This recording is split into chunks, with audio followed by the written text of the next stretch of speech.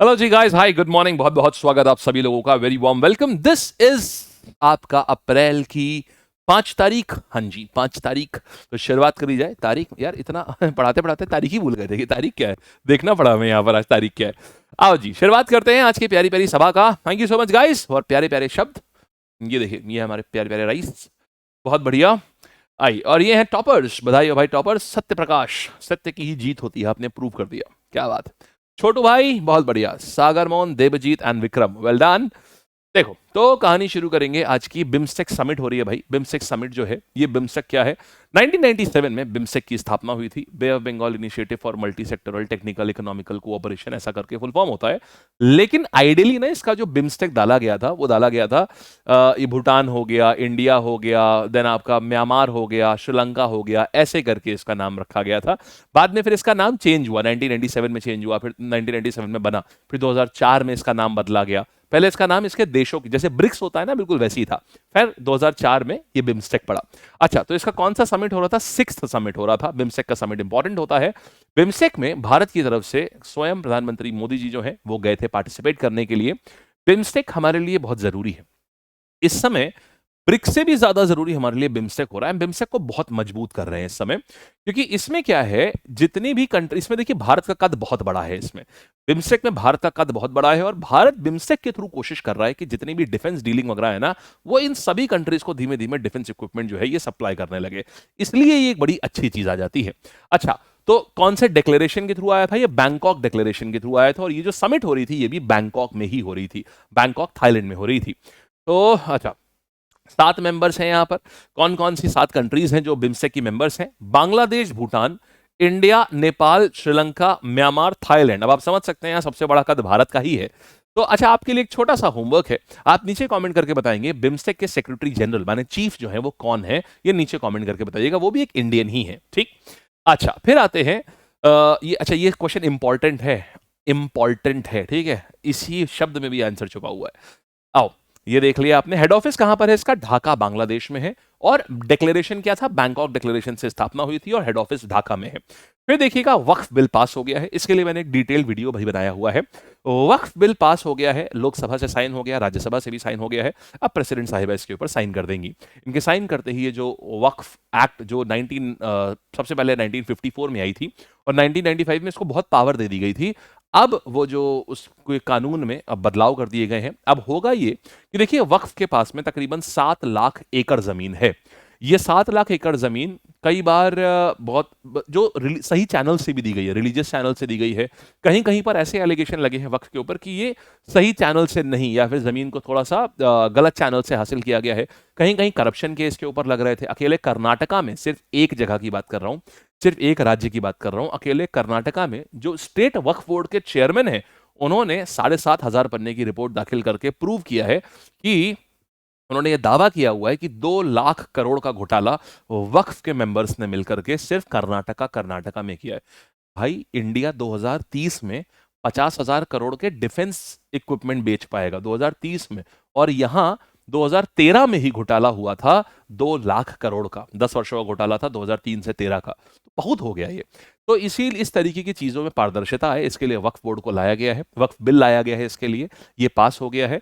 तो ये एक बड़ा माइलस्टोन बिल माना जा रहा है ये, ठीक है। अच्छा, आपसे ये सवाल पूछेगा कि बताइए इसका नाम क्या है। किरण रिजिजू साहब जो है, union minister of minority affairs थे, उन्होंने इस बिल को इंट्रोड्यूस किया था। मैं आप सबसे बोलूंगा कि आप सब लोग, मैंने एक डिटेल्ड वीडियो बनाया वक्फ बिल के ऊपर।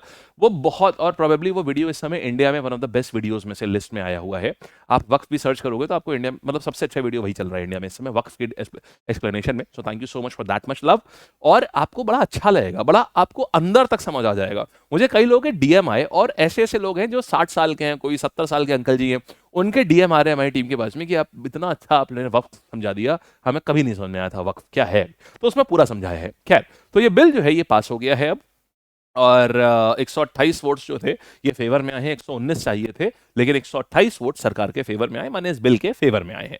अच्छा, अब ये लॉ बन गया है, और इस लॉ के बनते ही जो पुरानी वक्फ प्रॉपर्टीज थी उनको 6 महीने के अंदर अंदर सरकार के पास में अपना रजिस्ट्रेशन कराना होगा। माने उनको अब संपत्ति के कागजात दिखाने होंगे कि जो संपत्ति उनके पास में है वो संपत्ति कहाँ से आई है उनके पास में। और ये सारे रिकॉर्ड्स को ऑनलाइन किया जाएगा, डिजिटल किया जाएगा, ताकि कोई भी उन रिकॉर्ड्स को देख सके और वक्फ किसी भी संपत्ति के ऊपर ऐसे सीधा ना बोल पाए कि भैया हमारी संपत्ति है।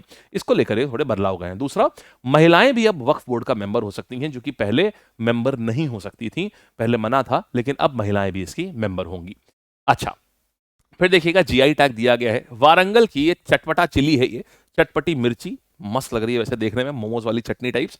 तो आप देखिए, आपके मन में मन किया थोड़ा मोमोज टाइप खाने का। अच्छा, आपकी वीडियो सुबह सुबह देख रहे हैं, सुबह मन नहीं करता है, मैं तो रात में रिकॉर्ड कर रहा हूँ, और जैसे ही मैं आपसे बोल रहा हूँ मेरे मुंह में पानी आ रहा है, मोमोज की याद आ रही है।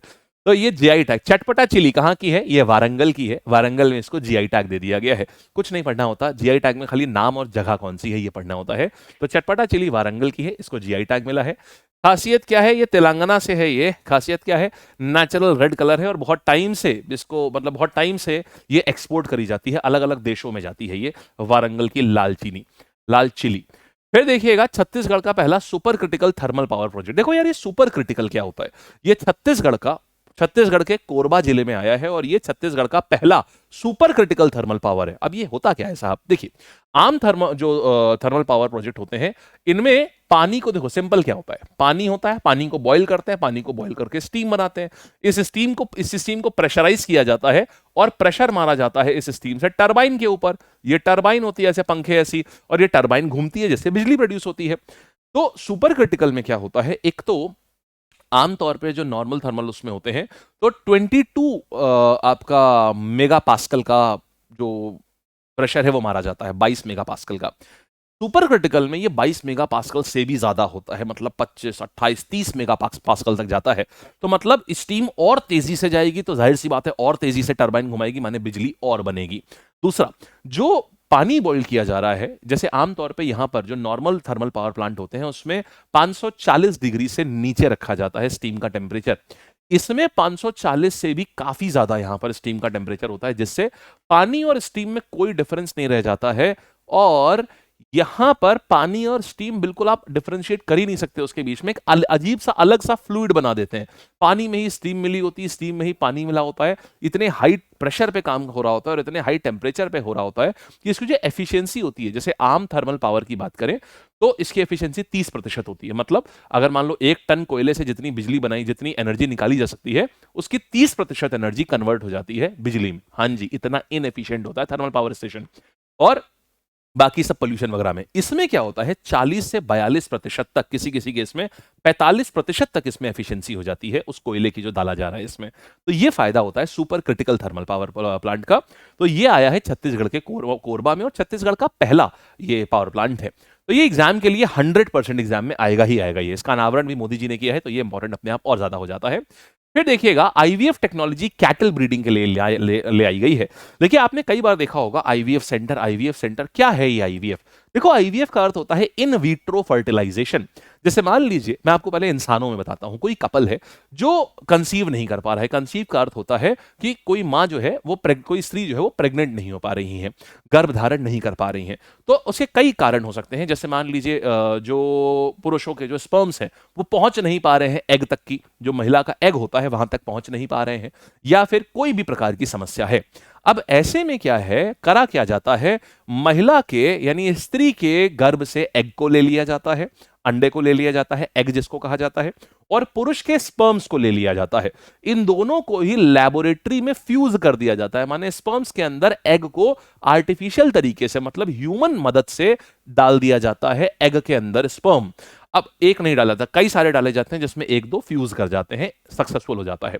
अब स्पर्म और एग मिल चुके हैं। अब क्या बन गया है, वो भ्रूण बन गया है, एम्ब्रियो। 5-7 दिन इसको लैब में ग्रो करते हैं, फिर उसको स्त्री के गर्भ में वापस से इसको स्थापित कर देते हैं। अब वो गर्भ में बड़ा होने लगता है, तो जो स्त्री गर्भ धारण नहीं कर पा रही थी, अब वो भी गर्भ धारण कर सकती है आराम से। कई प्रॉब्लम होती है, फेलोपियन ट्यूब मान लो जाम है, या 50 तरीके की समस्या होती है। यूटेरस लाइनिंग इतनी वो नहीं है, इतनी स्ट्रांग नहीं है। अभी अभी हाल ही में हम लोगों ने क्लास में रिप्रोडक्टिव सिस्टम किया था, 3 से 4 दिन लग गए थे हम लोग को उसको पूरा खत्म करने में। बहुत डिटेल्ड वीडियो था, तो आप लोग और अच्छे से समझ पा रहे होंगे आईवीएफ क्या है। मोटा मोटा, बाकी आप सब लोगों ने जो नहीं पढ़े हैं वो भी समझ गए होंगे मोटा मोटा आईवीएफ क्या होता है। मतलब बाहर की मदद से, डॉक्टर की मदद से फर्टिलाइजेशन करा देना और उसके बाद उसको इम्प्लांट कर देना मां के गर्भ में। बाकी फर्टिलाइजेशन सब बाहर होता है, शरीर के बाहर, टेस्ट ट्यूब, मतलब लैब कंडीशन में होता है। तो अब यही चीज जो है ये कैटल्स के लिए भी करी जा रही है। मिशन गोकुल के तहत आपने देखा था, अभी बजट बढ़ाया गया था, तो अब क्या करा गया है, आईवीएफ टेक्नोलॉजी कैटल से, माने गाय का जैसे एग्स लिए गए और कोई बहुत अच्छा पावरफुल बैल है उसके स्पर्म से इसको फ्यूज कराया गया, फिर गाय के गर्भ में स्थापित कर दिया गया। तो इससे आप काफी बड़े मात्रा में कैटल प्रोड्यूस कर सकते हैं, जितना ज्यादा कैटल उतना ज्यादा मिल्क होगा। ठीक, तो ये कहां पर इसकी एक छोटी सी चीज है, यहां तो ये स्लाइड गलत लग गई यार यहां पर। अच्छा, तो ये आईवीएफ टेक्नोलॉजी आप ये समझ गए। अब आप छोटा सा काम करेंगे, आप नोट्स में, आप मुझे नीचे, नोट्स भी नहीं, आप मुझे नीचे कमेंट करके बताएंगे एक छोटी सी चीज कि ये बताइएगा इसका फुल फॉर्म क्या है, आईवीएफ को क्या कहा जाता है, फुल फॉर्म इसका क्या है। ठीक है, चलिए आइए, अच्छा आगे बढ़ा जाए। और कौन से मिशन के तहत हुआ है ये हुआ है राष्ट्रीय गोकुल मिशन। शुरुआत कहां हुई है, सबसे पहले इसको पौंडीचेरी में शुरुआत करी गई है, ये इंपॉर्टेंट क्वेश्चन बन सकता है इस बार, पौंडीचेरी में शुरुआत करी गई है। फिर देखिएगा यहां पर नेशनल मैरीटाइम डे, देखिए 5 अप्रैल बड़ी इंपॉर्टेंट दिन है।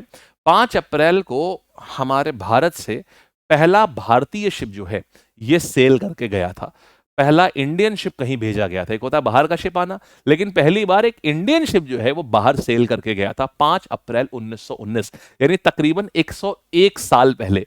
कितनी देखिए प्राउड की बात है, मोटा मोटा 101 साल हो गए हमको हमने अपना मैरीटाइम ऑपरेशन शुरू करे हुए। तो इसीलिए हर साल हम लोग 5 अप्रैल को नेशनल मैरीटाइम डे मनाते हैं, और उस शिप का नाम था एसएस लॉयल्टी, ये उस शिप का नाम था। तो एसएस लॉयल्टी लंदन गया था मुंबई से 5 अप्रैल 1919 को। ठीक है, अच्छा फिर देखिएगा, then Indian astronaut Shubhanshu Shukla, ये इंटरनेशनल स्पेस स्टेशन जा रहे हैं। हाल ही में देखिए इसरो और नासा का एक कंबाइंड मिशन था, एक्सियोम बोलते हैं उसको, एक्सियोम, ये नासा और इसरो का एक कंबाइंड मिशन था। तो उसमें इंडिया की तरफ से शुभांशु शुक्ला इनको चुना गया था, ये इंडियन एयरफोर्स के पायलट हैं। और अच्छी बात ये लखनऊ के ही हैं, हमारे ही शहर के हैं, और बड़ी बात यह कि हमारे ही स्कूल के हैं ये। तो लगभग जब मैं 12th में था तो ये 4th 5th में हुआ करते थे, ये तो 6th में हुआ करते थे शायद, ये हमारे ही स्कूल के हैं ये। तो शुभांशु शुक्ला सीएमएस के ही हैं ये, लखनऊ सीएमएस के। तो क्या है कि अब ये आईएसएस जा रहे हैं, इंटरनेशनल स्पेस स्टेशन जा रहे हैं, और आईएसएस जाने वाले ये कंबाइंड मिशन है नासा और इसरो का। तो इससे क्या होगा, शुभांशु शुक्ला साहब को एक एक्सपीरियंस मिल जाएगा कि कैसा एक्सपीरियंस है स्पेस में जाने का, आईएसएस में जाने का क्या एक्सपीरियंस है ये इन्हें पता चल जाएगा। तो दोबारा क्या है, हमारा एक मिशन जा रहा है गगनयान, गगनयान में इंडियन एस्ट्रोनॉट जाएंगे स्पेस में और थोड़े टाइम रुक करके आएंगे स्पेस में, फिर वापस करेंगे इंडिया। तो इससे इनको बहुत ज्यादा फायदा मिलेगा, क्योंकि उसमें भी शुभांशु शुक्ला है।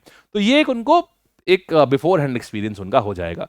तो ये भारत से पहले एस्ट्रोनॉट बन गए हैं जो इंटरनेशनल स्पेस स्टेशन जा रहे हैं, और दूसरे भारतीय जो स्पेस जा रहे हैं। पहले कौन थे, राकेश शर्मा। आइए फिर देखिएगा, अच्छा एक्टर डायरेक्टर मनोज कुमार साहब, इनका निधन हो गया। इनको दादा साहब फाल्के पुरस्कार मिला था सन 2016 में। और आपने बड़ा फेमस गाना सुना होगा, मेरे देश की धरती सोना उगले उगले हीरे मोती, मेरे देश की धरती। ये इसमें जो एक्टर हैं वो यही थे। और इन्होंने उस समय का मतलब बहुत सारी पेट्रियोटिक मूवीज उन्होंने करी, बहुत सारी पेट्रियोटिक मूवीज करी, इतनी पेट्रियोटिक करी इनको भारत कुमार बोलने लगे थे, मतलब भारत का बेटा, भारत कुमार के नाम से जाना जाता था इनको। अब ये हमारे बीच नहीं रहे, तो ये एक दुखद बात है। 2016 में इनको दादा साहब फाल्के अवार्ड भी इनको मिला था। ठीक है, देखिए उपकार मूवी, ये उपकार मूवी जो है लाल बहादुर शास्त्री जी के ऊपर बनी थी। उपकार, पूरब पश्चिम, क्रांति, रोटी कपड़ा मकान, ये सब मूवी उस समय बनी थी। अच्छा जी, आइए अब देखते हैं हम लोग, यहां से सवाल आपके सामने क्या आएगा। ये आपको ये वाला अवार्ड सबसे ज्यादा इंपॉर्टेंट है, और पद्मश्री भी इंपॉर्टेंट है, 1992 में मिला है। ठीक है, फिर देखिएगा, अच्छा सवालात करते हैं। 6 बिम्स्टेक समिट कहां पर हुआ है, कम ऑन एवरीवन, सब आंसर करिएगा। 6 बिम्स्टेक समिट कहां हो रहा है, बैंकॉक में। बिम्स्टेक के हेडक्वार्टर्स कहां पर है, ये आ जाते हैं कहां, ये ढाका बांग्लादेश में। फिर चिली वैरायटी जियोग्राफिकल इंडिकेटर किसको मिला है इस बार, चटपटा चिली को मिला है। फिर ऐसे ये super critical thermal power project जो है ये कहां, कौन से डिस्ट्रिक्ट में आ रहा है, ये कोरबा में आ रहा है, छत्तीसगढ़ के।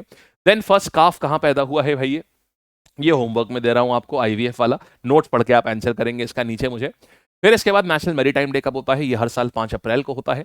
पहले इंडियन कौन है जो आईएसएस जा रहे हैं, ये आ जाते हैं शुभांशु शुक्ला। देन कौन से एक्टर डायरेक्टर हैं जो who pass away, Dada Saheb Phalke award who pass away, तो नहीं रहे, उनका नाम क्या आ जाएगा, Shri Manoj Kumar. Then that's it. अच्छा ये टेस्ट भी आप लोगों ने दे दिया, कई बच्चों को मिल चुका है ये टेस्ट, कई को नहीं मिला है।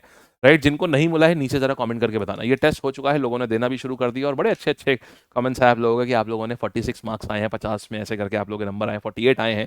शाबाश यार, वेल डन। अच्छा बालक लोग ध्यान से सुनिएगा, आज आपका ये आएगा, क्या बोलते हैं, आज एसएससी के नए बैचेस लॉन्च होंगे। सिलेक्शन का अर्जुन आ रहा है आज। ये नया बैच है, बहुत ही पिछले 2 महीने से कोई भी एसएससी स्पेसिफिक बैच नहीं लॉन्च हुआ। मेनली रेलवे बैचेस ही लॉन्च हो रहे थे पिछले 2 महीनों से। तो ये मुझे लगता है पिछला एसएससी स्पेसिफिक बैच जनवरी में लॉन्च हुआ था, अब अप्रैल में लॉन्च होने जा रहा है। तो ये न्यू बैच है एसएससी का, जो फोकस होगा एसएससी की तैयारी के ऊपर। बहुत ही बेहतरीन बैच है। सिलेक्शन का अर्जुन, जैसे अर्जुन एक बार में भेद लेते थे ना लक्ष्य को, ये भी आपका सिलेक्शन का अर्जुन होगा। और इसमें आप बनेंगे, आप होंगे अर्जुन और आपका होगा सिलेक्शन। आज 9:45 पे 9:45 पे इसका लॉन्च है, तो सब लोग जरूर आइएगा, एक एक व्यक्ति जरूर आइएगा। क्या पढ़ेंगे, कैसे पढ़ेंगे, क्या होगा, सब कुछ इसमें हम देखेंगे। ठीक है, चलिए all the best then, bye bye, take care, tata, मिलते हैं हम लोग। देखो पीडीएफ कहां मिलेगी आप देख लीजिए, लैब की ऐप पर आपको मिलेगी पीडीएफ, उसको आप डाउनलोड कर लेंगे। ठीक, thank you, bye, take care.